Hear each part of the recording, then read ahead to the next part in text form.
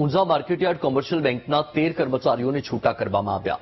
બેંકના હેડ કેશિયરે નાણાં ઉચાપત કર્યાના કેસમાં કાર્યવાહી કરાઈ. જનરલ સભામાં કર્મચારીઓને છૂટા કરવા બોર્ડ ઓફ ડિરેક્ટર્સનો નિર્ણય. હેડ કેશિયરે નાણાંની ઉચાપત કરતા બેંક ચર્ચામાં આવી હતી.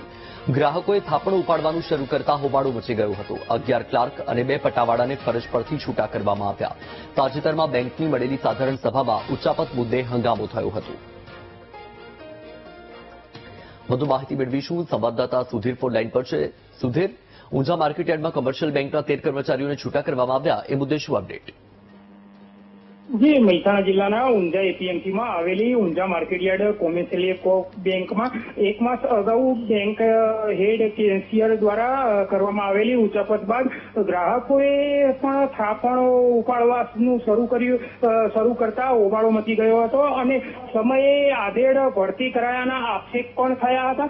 તાજેતરમાં માર્કેટયાર્ડની બેંકની સાધારણ સભામાં હેડ કેશિયર દ્વારા કરેલ ઉપાચક મુદ્દે હંગામો થયો હતો અને જેમાં બેંક દ્વારા અગાઉ કરવામાં આવેલ ભરતીઓનો વિરોધ કરવામાં પણ આવ્યો હતો અને જેને લઈને આજે ગઈકાલે બેંક દ્વારા 13 કર્મચારીઓને છૂટા કરવામાં આવ્યા છે અને જેમાં 11 ક્લાર્ક અને 2 પટાવાળાનો પણ સમાવેશ થાય છે.